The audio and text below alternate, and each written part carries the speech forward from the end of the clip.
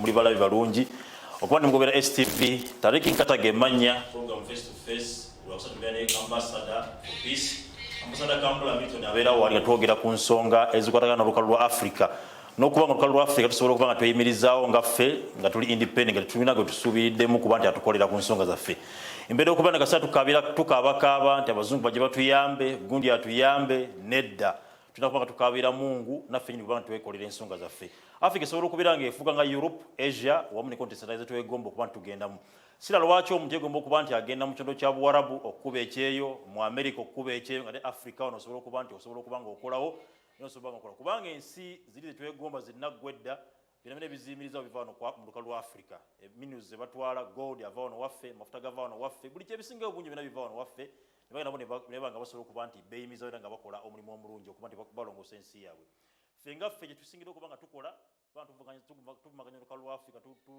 tuluzimba tutuna ekifaananyi ekibi ennyo tube nga tuluzimba n'ekifaananyi eky'obutemu obunyazi byetusobola okuba nga tuteeka ku social media nga twenyumiza mu lukalu lwa Africa era tubeera nga ffe twemalamu amaanyi tetusobola kuba nti tutuuka gye tuba nga tutuuka naye nga tukiri mu mitwe gyaffe musajja omu yagamba toli mwavu omutego gwe mwavu era Africans tuli bwe tutyo bikasa tugamba twafikira nedda si bwe kiri kyaffe tukiwakanya ne ambassador for peace tugamba nti nedda Africa ffe nnamba emu buli kimu kitandikira bakitandikira no waffe civilization obugunjufu bwatandikira no mu Africa abazungu bagamba nti batusomesa naye nedda ffe tugamba obugunjufu bwatandikira ne waffe ambassador yazze edda wali nga batwogera ku nsonga lwaliro kitegeeza ki okuba nti oli muyivu oli mumanyi mu kyasa kino ekyabirimu 21st century mavubuka abagamba nti muli bayivu muli bagunjufu 21st century gye tulimu mugamba era tuli ku speed yayiriire emsimu gidusa ku speed mulembe gwa digital gwa .com gwa buli kimu ebintu byakyuka ffe twasomera ng'ebintu birala nnyo naye kati omuntu omwana asoma n'abeera nga ye mwenyini ku research ezize ffe batuyamako obuyambi okuba tubikola so ambassador agenda kuba tutwala mu mbeera gyogenda okuba nga tufuna n'abakubi amasimu ab'enjawulo tudisikase ku mbeera egwo omuzadde ayagala okuba nti oyagala okuba nga obangula omwanawo atamanya omulimu guno gugenda okuba nga gutambula nagwo kubanga ensi eddukira ku speed bw'osumagira ekulekawo beera tovaawo twogere naawe oyige otegeere era ogunjuke ambassador yes weebale kunyimwa wanyumye ne bweba musukwitu ensiri tesobola kuluma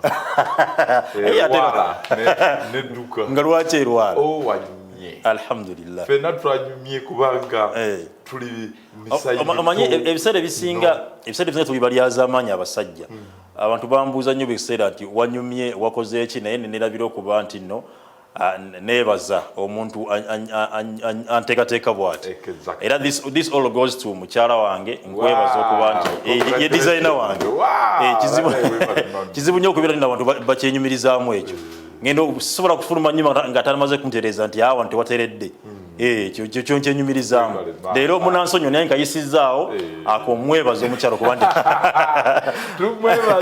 ambassador leero tuli ku kusoma kyasa kya 21 ensi eddukira ku speed byo twali byaffe twakolanga edda byaggwaawo twatulanga ku byoto ne batunyumizanga engero ne batukola biki ebyo kati byakyuka abaana bagala zi tablets nga zino zenkutte abaana basomera social media abaana basomera bintu bingi ebikola okusoma ennaku zino kitegeeza ki okuba omuyivu mu kyasa kino ekya 21 bannange abatuuliza olwaleero luno lunaku luli special nnyo okuba nti to discussing a subject ekyasinze obukulu sawa zino mu kyasa kino mu budde buno mu Africa nebaza STV nga bulijjo okuwaayo empewo kubanga empewo zino za bbeeyi okugamba nedda ebirala tutujja biraga naye katuteekeko ebintu bino ebiyigiriza omuntu wa wansi omuntu ali mu ofiisi opulezidenti abasomesa ekintu ekiyamba buli omu sawa zino waliwo mama wange Black bamwita ni mama wange oyo mama wange oyo mutegedde bw'abanga ayogera abantu bafollowinga bufollowinzi abantu abana bafa bali mu kitegede kiyengeza kokuleta naye ku topics zino ku bintu nga parliament nga badiscussinga teke pia ogenda okulaba following ku social media abantu batono kituufu naye bwolaba bali aboogera bitaliimu bali mu lugambo abantu bali eyo miliyoni na miliyoni newebuuza kati niwesanga nga perspective narratives ezifuga kati andi tugamba majority means kiyitewo kati niwesanga narratives ez'abantu ezirimu abantu bangi nga ziyitawo naye nga narratives zino zetuleeta ku mikutu nga gino okulaba nti tuzimba ensi yaffe nga tebiyitawo batono nnyo kati abamu muyinza okutandika okukyusa nakalimi katiibwa bagala awali lugambo kani imagine banoonya lugambo banoonya kiki ani yanywenda obuugi obungi ani celebrity yalwanye ne mukyala we gwe bakute mu bbala n'omukazi omulala kale amawulire gaffe bwe gatyo narratives ezo zigenda okukyusa abaana baffe ne bafaanana n'amawulire amabi ago kati yensi gye mugenda okulaba kubanga abantu abakola ebirungi temubateeka ku front page kituufu so mwebale nnyo abo abawaddeyo obudde bwabwe ne bagamba no katulabe STV programu yaffe eno buli lunaku buli lwakusatu sawa 2 paka sawa 3 nebaza STV kirungi nnyo ekyo ate bannange mukuŋŋanye buli omu mulabe STV tokyuka kadimi kubanga omulimu bayinza n'okugoba enkya naye kyengenda okwogera olwaleero ne muganda wange ono kyekiyinza okuyamba okusigaza kalimu weewaawo kati ombuuza ekibuuzo ssebo ekibuuzo kyo ngenda kitandika nga sikoola ng'omuwandiisi w'ebitabo nga risaakya kubanga ekitabo ng'omuyivu ng'omugunjufu ekitabo kyange kikino ambasada ze natidde dda ekitabo nkirabye kigenda actually Patrick Lumumba professor akyasinze okuwandika ebitabo mu regioni yaffe yampadde forward y'ekitabo kino okay that is very good that is very good Lumumba nga gamba byempandiise naye agenze n'abikebera eri mu bintu bye nalaba nga bituufu nagamba narrative ddala Milton Kambula gyawadde Africa eno yeringa menu yagiyise menu esinga mu byenjigiriza kirungi nnyo kati topic gye tuliko olwaleero bassebo nagiwandikako mu kitabo kyange kigenda ofuluma omwezi ogujja oba oguddako nga natwala emyaka 10 nga mpandika narrative 10 years myaka 10 nga si byangu buli lunaku vako bano ambawe n'ebitabo 50 mpandiika ekitabo lowooza kiwandika nakusatu nga amaze ekitabo naku 2 basajja awandika wali ne mukyala we nga bwayogera oli nga nikifuluma myaka 10 mpande kubanga nzikuddeyo ne educational curriculum eyaliwo myaka 6 emabega kubanga sebo bweyogera ku myaka 6 ffe tugamba nti ate abazungu batawana okusoma n'obuyivu abazungu baali bazze tebagala tujjukire bajjajja baffe kye baali arithmetics reading mathematics physics science byonna byatandikira waneeno twendibadde tetwazimba zo zipyramids ezo kituufu twendibadde tetwazimba ebibuga bye bayita zitumbukutu tetwendizimbye mines and what sport yali wano byasooka wano music dance and wano bakopa bikope the science okutegeera nti ensi yetoloola mirundi nga gyejo around the sun ebyo tebendi bitegedde galileo galiri bajja wano kati bwe baddayo Greece nga bababuuza ebintu bino byemwogera ddala bituufu nga tutulaba ensi bwe yetoloola nagamba ffe twasomye naye ekyo twakizudde yeffe kati ne babagamba babikopa wano. That is why otubrainwashinga tusangula obwongo batusomesa Canadian prairies batusomesa bireri binaffe tubyerabire bakimanyi bwe tubijjukira ne tujjukira omuddugavu kiki kyali tubajja kubaawo ku nsi. Genda ku kibuuzo kyaffe. Kati ekibuuzo ngenda kitandika bwendi. Waliwo ekitongole kye bayita the Inter-University Council of Education East Africa. Yavaayo mu mwaka gwa 2010 nekola research nezuula mu research mu nsi zonna eza East Africa nekizuula nti abaana batandise ofuluma mu education systems zaffe za East Africa yali 2014 years ne bakizuula abaana baffe bakibubwe bali half baked kumanyi kati kirungi omusajja n'atula ku TV ng'eno naye nga buli kyayogera kiri backed up by research. Bwe kiri ebintu by'oyogera tetwagala bintu bya hearsay si bya lugambo, si bya ku street. hakuna mambo hiyo. Sasa hapa tunaongea kitu ni kweli based on research. Manyika tuafuka East Africa. Ambassador mvuga supidi. Namuka lero nzigiridde. Kano kapya teri kuziba liso. Kituufu. Full packed. Ne bagamba abana bafesebo abafuluma bali half baked. Ate tebajja kusobola kola mirimu. Baba emirimu wejiri naye tebajja gisobola. Okay. Ne bawandika mu kanyiriro baga nabo abafunye emirimu bagiruzinga tebasobola gimaintaining lwakuba kibubwe. Okay. Kati ebbula ly'emirimu abali basebo ne banyabo abampuliriza olwaleero bamaama basomesa kubanga eri semina erinnya lyange bambita Kambula Milton Peace Ambassador. Byenjogera mbikakasa nti taata mpuliriza olwaleero ebbula ly'emirimu ekigambo ekyo tukigene mu dictionary tikiri wano. Obuzibu bwaffe si okuba nti emirimu tigiriwo. Ambassador. Kiddemu ekyo. Si bbula lya mirimu. Naye tukizudde nti ebbula lya education ennungi okubangula abavubuka bafuluma amasomero nga basobola okuteekawo emirimu n'okusolovinga ebizibu. Kubanga ebizibu bingi egyo gyonna mirimu ssebo. Kituufu. Oyinza okugamba nti tolina mu mulimu ng'ebizibu bingi nnyo. Enjala ekukyapa ekuluma. Sasa njana piga wewe. Omulimu gwa kugenda okufumba mmere omulimu. Musajja omu yaŋŋamba nti osobola okuba nga onoonya omulimu. Tambula ku street ewammwe awo. Nambuuza oluguudo lwammwe luli tamaki nimugamba ndida lwa ttaka. Nga temulina nfuufu ng'omusana gwaka. Ndi nfuufu gye nangamba yi fumba amazzi okuteeka wali kafriji abantu bajjaganya. Bajja kuganya kubanga enfuufu bulejja omusana nga gwaka omuntu ayagala okunywa ku ki? Fumba amazzi teeka mu kavera bajja kakola ki? Lwaki okaba nga tolina mulimu? Inze nkizudde bannange in fact waliwo atulimbalimba abasajja batulimba kubanga njagala kuzayo mabega nti ripooti eno bw'ogikwata bwoti n'ogiteeka mu ngalo zo. Abaana baffe lwaki kintu kino kya bbula lya mulimu abaana bafuluma nga tebalina bukugu bumala kutondawo emirimu kubanga education y'abajjajjaffe ffe tiyali yakunoonya mirimu yali yakuteekawo mirimu so si kuginoonya. Yes, tata bw'abanga ali hanta ng'ogenda naye wamma nno okajjukira tata bw'aba muyizi ogenda naye bwe kiri ogenda okweza emyaka 13 nga yakugamba kati notandika okugenda ndomanyi tetugenda wala tunulira abayindi bakola batya. Exactly. Omwana oli olumula mu dduuka. Exactly. Mukwane yasooka wano ye mukwano kati aliwo mulala naye mukutetambula kampani tetuyiga abo naye kati tulina abasajja nga zisembuule abasajja tebaleka baana weebali ziri luddawo. kati obuzibu bwaffe tuli baddugavu naye tetutegeera huya kiki kye tuli amanya gatulimu tetugamanyi kubanga Katonda by the way the original people. True. Yefe abantu kubanga Bible egamba omuntu bamutonda mu ttaka eriddugavu. Abantu bonna ab'ensi yonna bava mu ffe.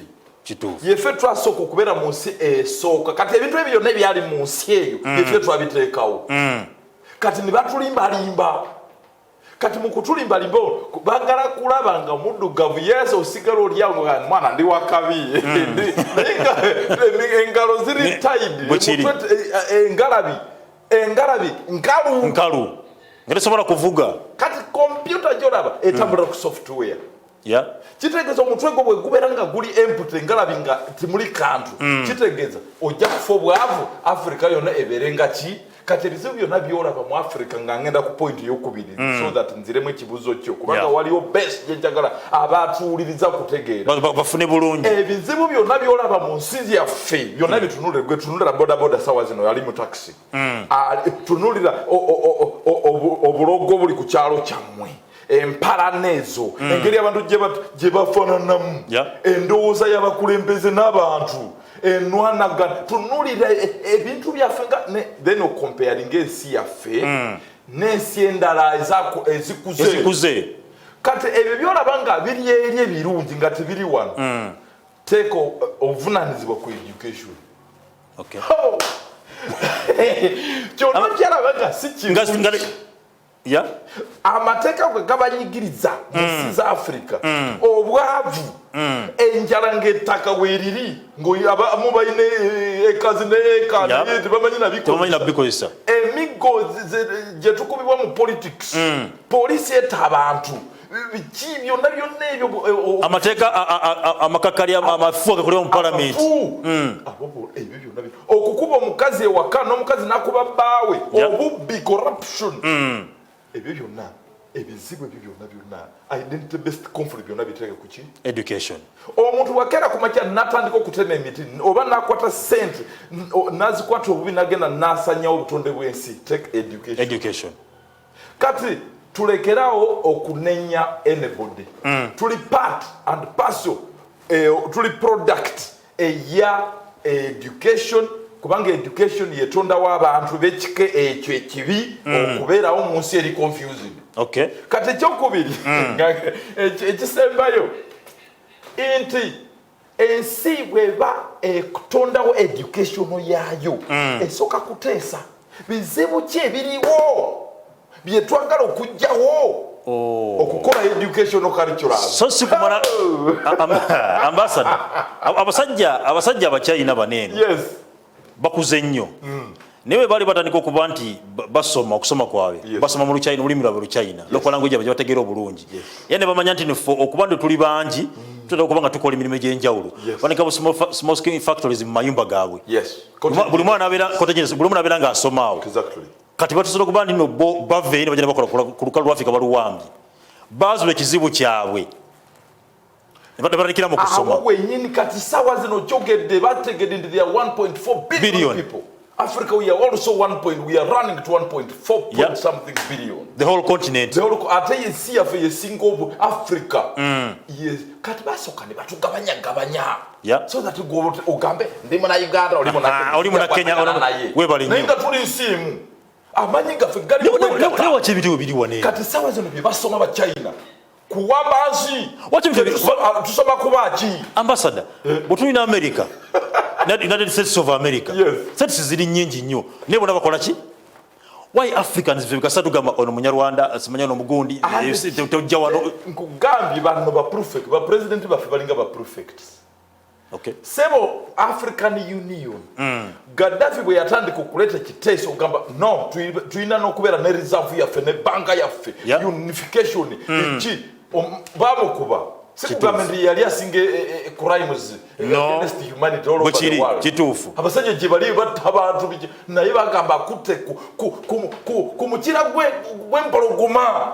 Ate n'obuzibu naffe nyine abaddugavu omuntu wavayo kuba nti akola ekyo tetuvayo kumusupportinga andi batutekamu okutya obutitiizi buli omu ali yekka walabye fraud in America. Ensi yonna yekalakasiza abaddugavu bali banjawulo nnyo naffe. Singa omuzungu ajja agambe mbu akima Saddam akima ugundi wano Gaddafi Africa ne government benduse ne badduka temumukwatako buli omu amukubira kasimu buli president wega hasa wewe hakuna kucheza hapa wewe bonane obuyambi munange nabujjawa buli omu yajja kwesimu buli president yajja kwesimu. President Museveni yekka manyi is a military leader. Yagezako daga munange musajja wange kabebi kanzije kujeyo naye abala bajja kwa bonanga bakola ki amasimu gonna network ndowooza musajja n'agamba kanfe n'abantu bange weewaawo kati ekibuuzo kirinde okubanga oli educated mu kyasa kino kitegeeza ki ekisooka so se nikugamba nti education okugamba nti tulina education framework mwina okusooka ne mulaba ebizibu byammwe ebyewaka kati nga Uganda tugamba kale tetulina mirimu kitegeeza curriculum tulina ogidesigning nga buli mwana nga tanaba kufuluma omwana tetugraduate nga gaana gano emitwe engalabi tugraduate nga products zaabwe companies gwe ofulumye we are now what are you graduating what qualifies you osomye mathematics physics bichitisi kugamba nti oyise yambo number 1 bali mu competition ebya competition tibikyaliwo ng'omwana tubawe 100%. First class degree simanya bikoze bitya. Omwana alina okufuluma nga kimugraduatingisa okumwaka nga guyiseewo kwekola kasimu kano. Nga tugraduatinga n'ebintu ebikwatibwako. Ebirabirwako. Yali education yali wano. Ambassador. Omwana okufuluma. Yes. Osomye bya kukanika. Yes. Fuluma n'akamotoka kango kakanise. Okataddewo. Engineering ogitaddewo. Bobanga ogamba graduatinze oli mukugu mu bya science by'obwengula. Topic eno njagala egende bulungi nnyo ndowooza tejjana obudde tebujja natumala. Tebusobola. Kubanga tutunulira mu kitabo kino ngambye by 2045 abantu abamu bagenda kubeera nga babeera mu bbanga waggulu. Ng'ennyumba tuzizimba nga ziri ku remote. Ng'oluusi zijja ku nsi nezidda waggulu. Maofisi gali waggulu. Amamotoka Israeli yafulumiza emmotoka nga bw'obeera mu jaamu n'ogamba kandi mu bwangu. You just put a code. N'ogenda mu bbanga. Egyo tubaga kati essaawa zino. Ennyumba abantu bagenda kuzimba mayunga kungulu kuliko emmotoka kwelandinga. Ng'emmotoka ekozesa edduka ng'ekizungirizi ne layiti nga tekyali bya jaamu. Kati mu mbeera egyo nga tugamba kale tupositioninga banna baffe kuba mu kyasa ekyo mu vision eyo curriculum kijje tulina okubawa wano. So that China nga bwesoma okutegeka baana bayo okufuga ensi. Kubanga abaana batandise basindika. Mu myaka nga 50 China already mu America bw'obalaba America 10 kuliko aba China 10. Ku America 10. Kuliko 10 China. Kitegeeza Africa vyatusensera. Africa vile tuliwo. Gabanji. Chinese toka tekijja kusoboka kituufu kubanga ebibuga byabwe bagenda bizinga Chinatown if tulinayo Africa town teriyo. Ambassador omusijja yogeddeko eyo ey'ebizungirizi ey'emmotoka ezibuka mu bbanga ey'abiki byonna byogeddeko omuntu ateekateeka atya omuzadde society oba government eteekateeka atya omwana waayo okuba nti afiitinga mu kyasa ekyo oba mu bulamu obwo bugenda okuba nga buddako obulamu kubanga bagamba Bayibuli egava ne Korani muteeketeeke byonna bye mukola ku nsi nga muteekateeka kugenda mu ggulu bwe kiri ndowooza yendibadde discussion ebeera mu kyaki si bino kitwale kuteekateeka kati ekibuuzo kyolesa okirase bulungi nnyo n'abana bakiyigireko sawa zino basebo ne bannyabo mbasaba point number 1 ensi yaffe yonna tulina okutuula abazadde abasomesa kubanga omusomesa bw'aba tamanyi business nga yasomesa busomesa ebintu bino entrepreneurship tagula ngaona kakiyosiki atasobola fulumya biliyonea kituufu kitegeeza bwe tuba twagala ba engineer bagenda okule tulina tandika okujjayo bano ba manager abali mu zi factories batandika okwegatta mu class bebaisomesa si kuleta muntu ngasoma busomi the theory of Newton's law of motion just naye abijja mu abikuramizi abyapplyinga ngako oyo tugenda mujja mu class ye point number 1 into omusomesa ye number 1 yalina osobola okuba nti mubangufu exactly twetaaga omusomesa omupya in the 21st century atufulumiza omwana omupya agenda okujja mu kyasa ekipya agenda okulembera bannange topic eno njibulira mu DNA bulira ekutambulira mu misuwa kubanga eno yo yange eno yo in fact ne bwendifa akatabo kan muli bisoma mugamba akasajja kano kali ku nsi ebintu bino kabinyonyolako twetaaga omusomesa omupya tutangira kumusomesa kitandikira kumusomesa kubanga omusomesa ye change maker ne kigenda ku muzadde mupya alowooze mu kyasa kipya jjukira engalabi etu omuzadde alowooza ebintu ali mu nsi enkadde tasobola kuteekateeka omwana kubanga kati omuzadde kivuddewo kyokugamba NCDC mama wange baguma omwana wuuyo tumukuwadde omuzadde naye yeetaaga curriculum kubanga omwana bw'abasoma agriculture mu ssomero ewaka waliwo ettaka omwana alina okubanga marching gyasomeri ngadde waka n'agikola kati maama ya verifyinga kino okay good marching producted okay kati okusoma kugenda kuva mu classroom kudde ewaka kudde mu nnimiro mu industry abana nga sebo ngeibi okugamba nti ofunye diguri nga wali okyotadde ku meeza binebe kumala obudde nga tutula mu kirasi onaku lulamba okaddiwe ebiwala nebye twasoma twabyerabira lumu nabuuzaako mukwano wange obi wange limu yambuuza mani nayagala nnyo paper 3 history European history najja nayansanga kuti kinagamba Tariiki nga wagaba tuyimbiraga Napoleon wali bwagala nnyo naye bukyanga ova kusomera Napoleon ali omufunyemu se eri bamunoonya niwe yalinnya beerawo ne bookyawo webale namuyimbanga nnyo Napoleon naye nagamba Napoleon wa bukyanga omala okusoma Napoleon oli omulabi ali luddawa era kuyamba eki kati ensoma eno bagireeta eno eri koloniyo abasajja bano bwe bajja onomanya omuddugavu yali tanaba kuteekateeka ebya security bye abazungu abo ne bajja ne batuwamba bwe maaba notuwamba ne balaba nga waliwo obugagga wano kati ne badda eri ne batandika okukanga ensi yonna Africa erimu envunza erimu malaria ziri nkima ffe tutandika okwetya n'okwetya eri hostile entwadde kati ffe ffennyini tutandika oluuzinga kye bayita self esteem value tuli useless bali be bagezi ne curriculum gye baatuleetera ng'erina okubayamba okutuukiriza mission ezabaleeta okumanya sajja bakola omulimu gwabwe ne gutuukira ambassador singa tugenda ku street oba singa tugenda mu katale okugula ekintu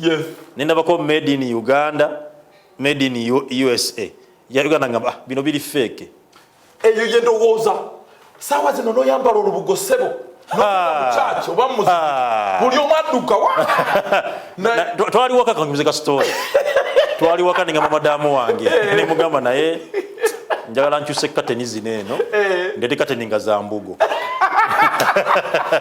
yangamba soko mpetara kangende waffe olubugo nolubanga ebyaffe tulanga biki ebyaffe bya sitaani saawa zino n'okwata eŋŋoma ambozitwala mu kyaki bakugobye bagala piano ningamba katonda kika kyoyo asosola oyo katonda taliyo mu nsi kati abalala byana abalala bali blessed ebyo bintu babita bya politics Africa new God nga dini tinaba kujja kyekyo nze nempera president ngamba kale abasoma Christianity muziremu biki ebyo na good n'abaddugavu baffe nabo mu curriculum nabo nabo abamu is a choice abasoma kubanga ffe ate twakonectinga katonda omunene oli katonda omu w'ensi yonna yatonde ne tumuteekako n'obukodyo obwomukuuma nti bw'ofuuka muluzi ajja kunyiiga tojja kuddamu kuzaala nga kiri connected nti bw'oba tokoze tojja kulya ofukamira ng'obulya besikale yere religion ne tutandise okuteekamu ebyaffe okufuga kiri connected ku education kangende ku mulamwa nga bagenda ku mulamwa tukyali ku nsonga yakuteekateeka muntu katukomere ova Quest TV beerako Gwachatwekumide kwano Quest TV program face to face ne Ambassador for Peace Ambassador Kambula Milton era nga twogera ku nsonga y'okuba nti kitegeeza ky'okuba nti oli muyivu mu kyasa kino ekyabirimu ekimu gobe naali eyo ng'obadde ogamba nti olina obuzibu abaana bangi basoma Ambassador abaana bangi bayivu abaana bangi bagraduatinze abaana bangi bavuga zi boda naye nga ate omusanga na degree mu kintu kyonna kye yasomamu alina bachelors alina biki naye nga ali ku boda avuga nga oli agamba nti nze banokoma bali desperate n'agamba nga yadda nakukulya mayirungi agambe nabaleka okuba bafuma gavumenti tuyambye twasoma tebana kye batukolera emirimu tewali pa tukyali ku mbeera eyo okulaba nti oteekateeka otya omuntu omwana ateekateekebwa ati kyekitegeeza okuba nti oli educated mu kyasa kino eno awo tewali tutambulira awo nabona kati abo bazingiremu abali eyo ngagamba yagraduatinga naye alina gavumenti egyemukwateko nti genda okole wano kitegeeza ki kubanga wasoma mu kyasa kino ekisooka olina okuba nga waliwo vision philosophy gy'olina mu bulamu bwo kubanga obulamu bwa myaka mitono kituufu abaana baffe bwe baba bali mu kilaasi teri vision gye babawa omuntu kyekyolaba balinga omusota guli gwe nakugamba ogutambula neguddeeno negubeera mu kifo nekulowooza gukola nnyo Africa is busy naye nga output ntono kyekyola abachina be bajja okutukolera enguudo tuli bize tusoma naye bye tusoma sebo omwana omuwa control nabba sente tusomera emyaka 2 asatu ekiwalata ne kijja taata natandika okukolima n'agamba kangende kusomera omanje sente zange n'agamba omwana ono bamusulewa kituufu kati tuli busy doing nothing kati ekisooka vision education erina okubanga nga bwe nakugambye bwe tuba tuzimba curriculum zaffe myaka 5 tulina okubanga tuzikyusa tulaba ebikola ebitakola kubanga disruption ya technology already okujja mu myaka 2 emabega yatonzewo emirimu nejjawo n'emirala kituufu kati abaana bakyasoma ebintu bya 1940 economy ya 1940 betwasomedda n'abalaffe basoma kati batata baffe ne bazuukira saawa zino batukuba kibooko kituufu tuba tujja ku emirimu gyabwe basebe twagala emirimu gyaffe naye ng'ate bali mu kyasa kirala kati ekisooka curriculum erina okuba developed ng'ekoza analysis ebizibu by'ensi ebya Africa ebyensi yonna kubanga China eteekateeka kuzimba abaana baayo kuwamba nsi ambasada kyotegeeza curriculum erina okubanga eri problem solving sikuteekawo abaana kubabugumya mitwe abachina tebamanyi luzungu kituufu kitegeeza ffe tuve ku bino bya to be smart you know I know English but okutegera oluzungu tikuleeta sente ate tusomesa abaana okukolera London tuli n'abaana miliyoni 15 bonna tugenda bateeka ku nnyonyi bonna bagende contractor government of Africa ziringa ba contractor mutegeka abaana baffe basoma oluzungu ne French who was your colonizing master bwe bamala tebagenda London kati tuve ku bino ebyennimi abaana tulina okubateeka mu line ya educational philosophy what is an educational philosophy an educational philosophy yeringa ekkubo lyemugobera temudde mu kyasa kino ebizibu byaffe unemployment ekizibu kyaffe abantu balwana nnyo betta nnyo tulina ebyobugagga tetumanyi bikozesa kani imagine tulina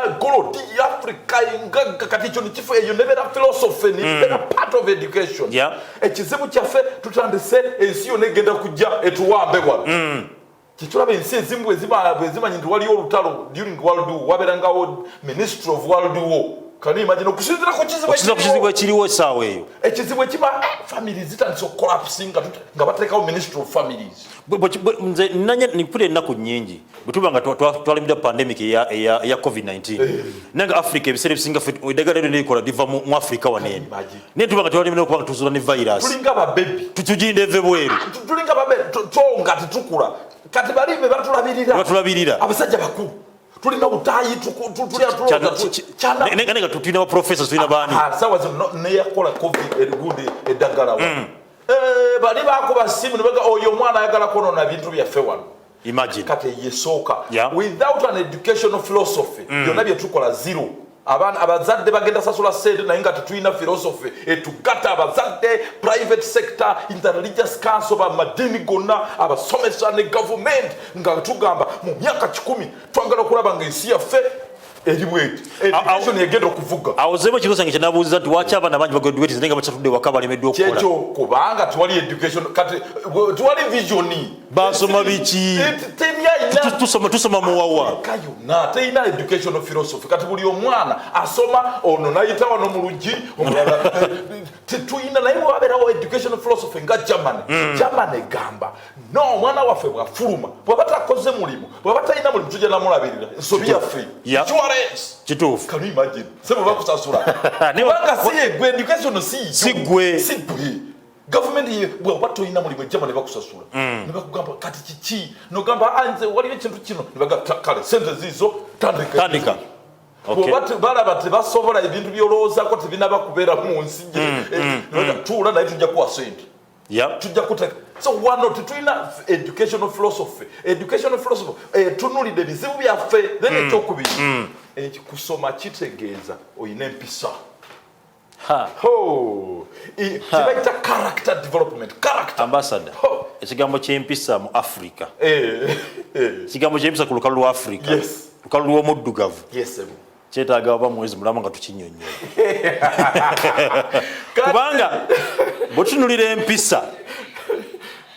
empisa waliwo kiriwo ennaku zinene bakitaba social media nga balina omukulembeze gwe bavoola nakati kyatambula ezo nampisa omusajja nakera ku makya omusajja mukulu natandika okuteeka akatuni ka kabaka ku social media ne gufuka mulimu omusajja omulwadde gozanyirako kabaka mulimu gwe nigubeeraga gwakulaba nti abantu balwanagana ovuma buvumi okimanyi abasana bulukada abantu balya mu kuvuma and educational philosophy kyebayita manyi it is another thing to produce this product kubanga technology nga tiwali values technology efuka security threat kiringa okuzimba ebizimbe neozimba esite naye nga tiwali mirembe nga buli omu agamba kanzireyo kati kitegeeza abalina obusisira basinga balina ebibuga lwaki mubeera n'ebibuga naye nga temuli mirembe abantu lwaki emirembe tegiriwo abantu balwanagana tebagalana ambasada manyala owumbewumbe tufune ku masimu obudakika butugwako nja kusaba topic eno tugiddemu nange era mundaba mutuufu kubanga ekyalinga zinnyo mpulira waliwo obuntu obusiibwa naye nga alina obuleka eri misiwa ekutambula kibayita okubanga owasoma wano mu kyasa kyetulimu olina okubanga olina obuyiiya okusoma noyita nobeera ne certificate kyamakerere after all batandise olina okugyayo ebidiguli ebitakulaekenya bagambye waliyo omwaka basazeewo ne bagamba abasoma mu mwaka guno ne guno timudda mu kooti South Africa ne Nigeria nakyo bakikoze muli backdated mu outdated mwasoma twabizudde you are half baked olina okuba n'obuyiiya nga waliyo product gyofulumya n'otunda entrepreneurship olina okuba nga omanyi concept za business kitegeeza bw'oba osoma chemistry oyo akuyamba laboratory ku kyalo bw'oba osoma physics oyo akuyamba te okuleeta sente nobeera billionaire kati tukyagala bano bamukadde abamu abatugambe nti omwana bw'aba mugagga nga muto oyo omwana amubbi nedda twagala bavubuka babeere ba billionaire mu myaka 2 mwana ngakola ngasoma nga bwakola twagala abaana batandike okuba mu class 30 years nga tebakola so njogedde ku good character njogedde ku creativity obuyiiya njogedde ku entrepreneurship abaana nga basoma kuyingiza sente ekisembayo leadership leadership today buli omu alina okuba leader si Museveni yekka ye leader ngenda kusaba producer wange atuwe ku waliwo ali ku ssimu abeere nga ayogerako naffe tulina bagenda okuba batukwira ku masimu kubanga twogeraganya nabo producer mbadde nkusaba ompa ali ku ssimu tulabe ali ku ssimu hello mbalamusiza nnyo era tuyanzanye bannaye show eno tegeeza amanya gange bagenda amanya sigawulidde bulungi Sinani kitagenda Sinani omukulu sebo nzite Masaka nze nkola ikyusa plastic nga kujja era omulama ogwa kubwalero musiime nnyo kubanga kati abantu ennaku zino balinga abagamba education is very destructive for environment. Being educated means you have to understand the environment and how to survive. The environment is basically what is surrounding every part of us. The part of us is part of the environment. We are part and parcel of this environment. So meaning that if you cannot understand, right now we are working with heroes, the heroes who are collecting plastic from the environment, and for us these are educated enough to actually be able to sort the plastic from the trench and bring the plastic to the site and be able to make this product. So, education without the environment is useless. We have people that think that so right now we are facing challenges. As a country, we support incentives or private sectors that have come out to actually recycle plastics. But you find that even importing a simple machine that recycles plastic is so expensive that they put you in the same category as the person who is importing virgin plastic, and yet you're trying to save the environment. Their high taxes as a country cannot even afford the recycling in Uganda. It becomes very, very much expensive. And you have over 600 tons of plastic. That's the Uganda Bureau of Statistics. And only less than 10% is recycled. These are statistics which are known. And all of these ending up in landfills. We have over 540 tons which are ending up in landfills, being burnt and causing diseases. The water. So even by 2025, it's estimated that the number of fish in Lake Victoria will be less than the number of plastics. In other words, plastic in 2025 will be more than the fish in the plastic, will be more than the fish in the lake. So, embeera gye tutuuseemu yeewaliikiriza naye nga tulina okutuka abantu nga bino ebintu ebimu abantu abatasomye tebasobola bitutegeera naye nga ate osanga the heroes, those are the ground that we have to use them to actually help and understand what Uganda has to do about the environment. Thank you very much for this. Thank you very much. Musajja omulidde engeri yayogeddemu. Kyebali kyogera wali nti education is about kitegeeza okuba nti osomye about problem solving. Yes. Akulaze nti plastics obuzibu bunene nnyo, environment yaffe ebeera yonooneka, nibo bakuba nti bakola recycling, balonda kasasiro oyo plastics ne babeera nga bamu recycling, bakolamu ate ebintu ebyenjawulo. Ajjeewo ekizibu aye n'atondawo omulimu. So kitunonye essaazi okuba nti gw'olina okuyita omuyivu. Kati omusomesa gwe tulina wa kicyupuli tetugenda kubanga kati omusajja ku gambi tu recyclinga 10% of the garbage. Yep. Kati kitegeeza 9 kasasiro oyo tubeera naye kati kitegeeza tugenda kufa ne kasasiro manyi gwe tulina ambassador nga mungi kati China ne India babadde bagula kasasiro waffe buno buveera plastic. N'abagambye buli nsi ebene kasasiro waayo. Kati buli nsi etudde ne kasasiro waayo. Kati twendibadde tugamba kati tulina ttani ez'olukaaga buli lunaku ze tufulumya. Kasasiro oyo tumukolamu tutya enzigi, tumukolamu tutya ebisenge bino, so that forests are saved, so that kasasiro afuka mulimu. Abavubuka baffe tubajje ku nguudo tutandike okuteekawo institute ebayamba okukola buli kimu kyetolodde mu kasasiro. Recycling. Yentibadde kati government anyway abantu bolaba mu government ne mistake ze bakola is a reflection of the poor performance of education in Africa. Ambassador buli kimu kiri ku education. And education ye engineer ngalabi ye system ye ebirwadde biri mu family. Musajja omu yagamba nti nno omubaka afaanana n'abalonzi be. Kanawo tugamba ababaka betulina abakulembeze betulina product ekiraga education system yaffe nga bweri. Exactly. N'amateeka gammwe ge mulina aganyigiriza abantu era biva kubya ate kati tosobola kuwa kintu kyotayina kyotamanyi n'olya designing curriculum mu Africa alina okubazingira curriculum gye yasoma jamanyi kubanga curriculum togikopa bukopi eri mu America kubanga curriculum ya mu America eri design ku resources ze balina bonga bo. Kati fe wano tulina oil and gas, tulina gold, twendibadde abaana bano tubayigiriza engeri gye bakozesaamu emikono gyabwe kozesa resources ziri wano so that fe tulabirira ensi yonna. Producer wange mpayo omulala ali ku ssimu oba omuyina waawo tuberenga tumalirize omusomo gwaffe ogw'olwaleero oba ina wali ku ssimu producer beera nga omutuwa ambassador kukyagenda mu maaso nga bwetuwa essimu. Ekyokubiri kitegeeza kyokuba ng'oli educated ku kyasa kyaffe olina okuba ng'omanyi kye bayita communication skills, dialogue skills kubanga kati tukizudde tribe yo tekyagasa bwe kiri ensi yonna kati akatale tetugenda kukola bintu bakonjo banange yemwe mambo hiyo. Sasa dunia yote tumejenga, tunakuwa mtu moja, tunakuwa one person, one family under God. Kati bwemba mfurumize kitabo kino sebo kigenda ku Amazon togenda kyesomera gwekana abantu bo kati nyino kubanga manyi skills eza negotiation. True. Kyekyoraba mu China no mu Japan bwe bafulumya ebintu kubeerako olulimi lwe ni kubeerako ne mani y'oluzungu nanonya translator fe twetaga na luzungu luno tujja kuhayaringa aba translator tukole ebintu tutandika okufulumya amaddagala nga tugayita ennimi zaffe ezawano kujjanja abantu bewaffe tetunaba kujjanja baba waffe tuli kubali tujjanja babebwe kuna mambo hiyo. Education tujikole ngeri pan-African.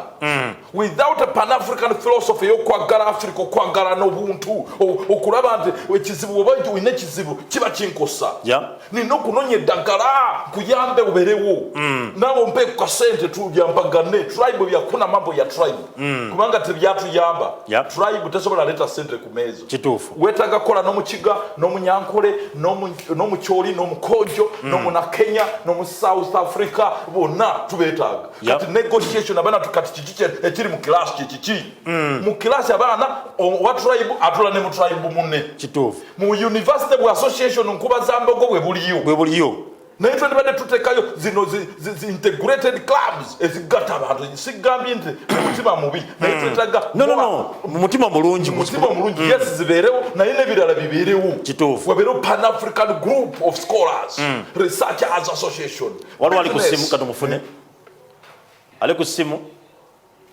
Yes, sir. mukama wange wasuzo kya ssebo Nzibu nyize mwasemu kyase. Sebo amanya nejjokubidde Nzenzo Onesmus. Onesmus Sebo. Nga nsinzidde wane Mengo. Sebo mukama wange. Oyo ava mu Bwakabaka Akati. Sebo mukama wange. Nayazanya kugone ku discussion gye mulimu. Era kyeva nange mpitizaamu. Sebo. Sebo. Kakati nga nange njagala kuteesaako. Genda mu maaso mukama wange. Sebo. Kusinziira ku nsonga gye tuliko, education in 21st century. Yes, Sebo. The Chendowooza, what is it all about? Yeah. Like, so kwogera mu Luzungu, Sebo? Tewali mutawaana mukama wange. What is it all about is all about involving three parties that are looking after the child's life and education as well. I'll look at this from this perspective that the kid or the student is home where the parents are the siblings. That is one party. Then there's also another party when this kid is out of the home, this kid is in the community. That's the second party. Yeah. There's also another party when the kid goes to school. So those are three areas of education life of the kid. So in 21st century education must look at those three people, must involve the parents, the community, and teachers as well. So we need to release out the students who are competent enough to help the parents, to help the community, to help the teachers as well. We are facing these challenges that the children are not creative enough. They cannot create their own job. They cannot create any supporting thing in their life. For example, the kid goes to school and comes back with a degree, but this kid cannot create anything at all. It's just going to depend on the normal jobs that are available, which are not sufficient enough. Okay. So we must train the kids on how. I really appreciate the NCDC of coming up with this new curriculum of including co-curricular activities to help the kids that even if you're studying physics, mathematics, chemistry, history, and geography, there's also another way you can also make life. For example, like learning how to bake, learning how to make candles, learning how to do small things. That even if you're out there in your vacation, after school, you can still create something for your income. Okay. The other thing is also collaboration. 21st century education, we must look at collaboration. We happen to be in schools, in class perhaps, and then we sit individually. When we are doing things, we do it individually. We must engage the students to work in groups. For example, if you are giving out assignments, assign them in a group. Go start about this thing in a groups. This thing is we create team building in the lives of the students. Okay. And this will help us to have selflessness students or people in Uganda. For example, we have these people who are in parliament in those big positions of leadership, but they are selfish because the culture didn't grew in them from the beginning. But if you do collaboration in the schools, it will help us having the leaders who care for the people. And the other thing is about teachers to be trained. 21st century education must not look at only teaching how to make riches, but also train teachers how to make riches. Okay. That's another thing. Like how can you train me to be the biggest entrepreneur, yet you have not set an example? So teachers should also live an exemplary life. If you're teaching me how to be a good leader, are you really living that life you want me to be? So teachers also should be aware, whatever they are training students, they must leave them first. They must be what they are training them first. And the other thing is embracing technology. 21st century cure is based on technology. Yeah. Perhaps of recent we are having this situation where COVID-19 hit us badly and we happen to embrace technology. Kids cannot access education, cannot access class, cannot access any info unless you're having a smartphone, unless you're having a computer, unless you're having data to access the Zoom classes or virtual classes. So 21st century is also focus on how to build technology. How can we train these kids how to use those technologies? For example, if a kid does not know how to use a computer, how to use smartphone at that age, so we must train them from the start on how to use them. Okay. The other thing is we must also go and give skills to students on regarding critical thinking. We must give them challenges. I remember in my high school, A-level, we used to do general paper. It was not based on the main subject, it was just open mind, go think, and come up with a possible solution.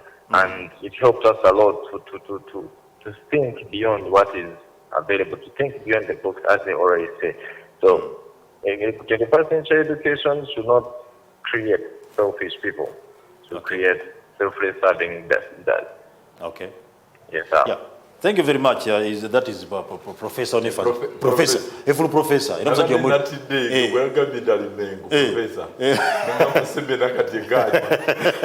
Professor tuyanza Professor Nesmas abadde atwalamu nganyonyera ensonga naye ayogedde ku nsonga ez'okuba nti nno twala okuba tufuna obuvivu twetaaga omwana omugunjufu twetaaga okuba nti ayifitinga mu kisanja kino kyasa kinene kyabirimu ekimu awaka mu society n'essomero.